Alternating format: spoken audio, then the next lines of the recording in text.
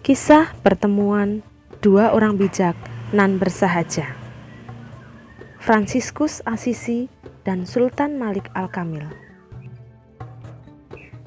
Mereka yang bukan saudaramu dalam iman adalah saudaramu dalam kemanusiaan.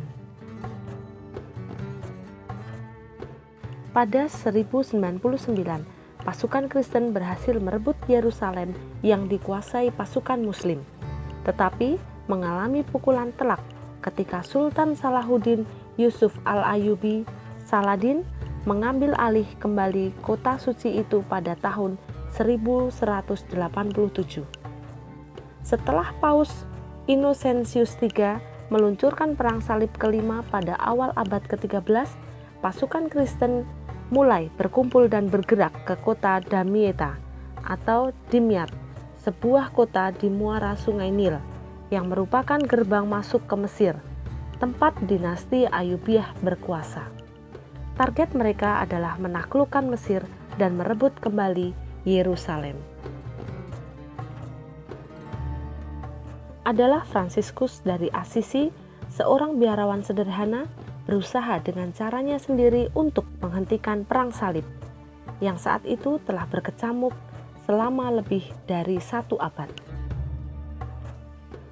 Ia membangun perjumpaan dan berdialog dengan Sultan Malik Al-Kamil Nasruddin Muhammad, penguasa Kesultanan Islam di wilayah Mesir, Palestina, dan Syria. Musim panas 1219, Fransiskus berlayar menuju Mesir.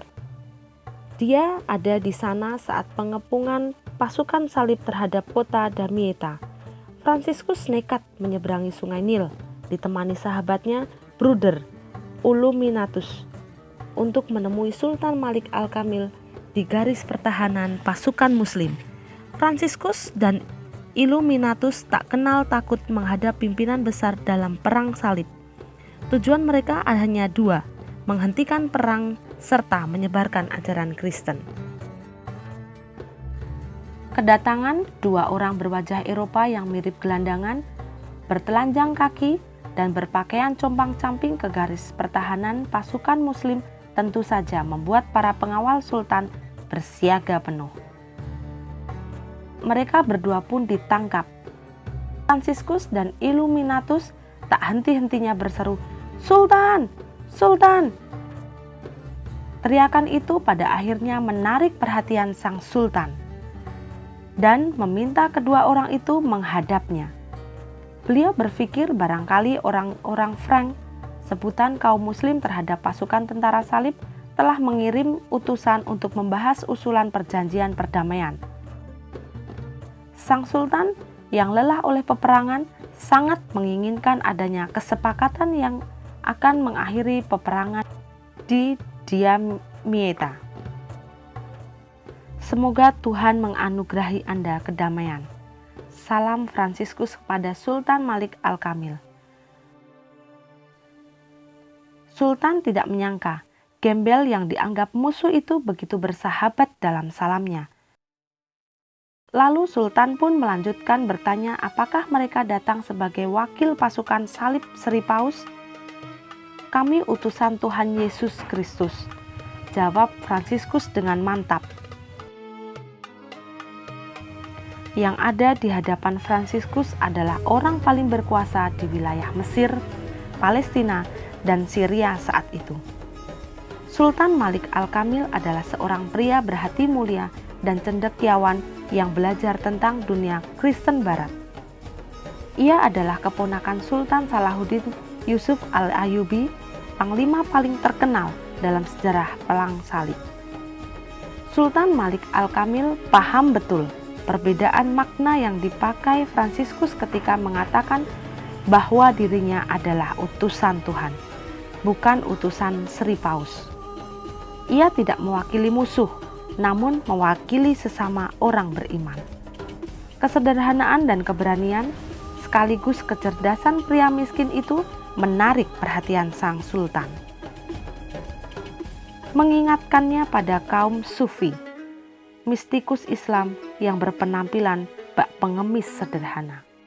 "Jika Anda bersedia mempercayai kami, kami akan mempercayai jiwa Anda kepada Tuhan, ucap Fransiskus.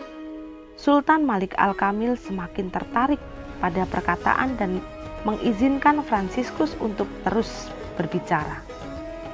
Kesempatan itu dipakai Fransiskus untuk berkhotbah tentang ajaran kasih dan mengajak Sultan Malik Al-Kamil untuk mengakhiri peperangan yang melelahkan.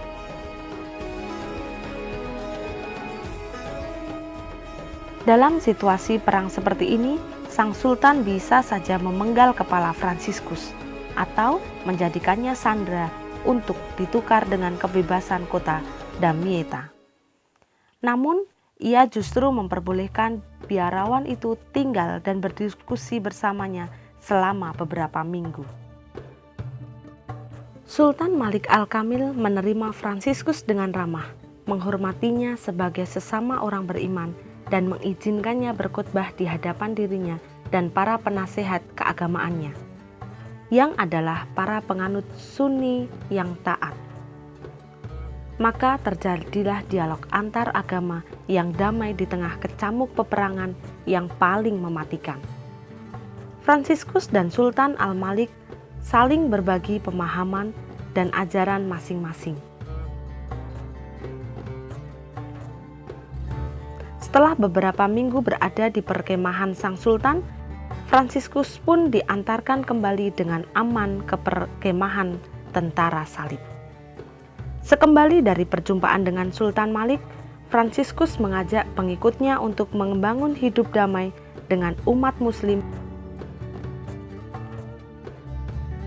Sebuah anjuran yang sangat tidak populer pada masanya, di mana kepentingan agama atau gereja dan kekuasaan politik ekonomi sering kali berkelindan. Gagasan itu tentu saja tidak mendapatkan restu dari para pemimpin gereja, sehingga tidak heran kisah pertemuan dan dialognya dengan Sultan Malik Al-Kamil itu tidak bergema dan jarang diakui. Di kalangan Kristen, Fransiskus dari Asisi lebih banyak dikenal sebagai orang suci yang mengasihi orang menderita atau biarawan miskin yang mendapatkan stigma atau karunia luka-luka seperti Yesus. Ia juga sangat terkenal sebagai sahabat bagi alam semesta,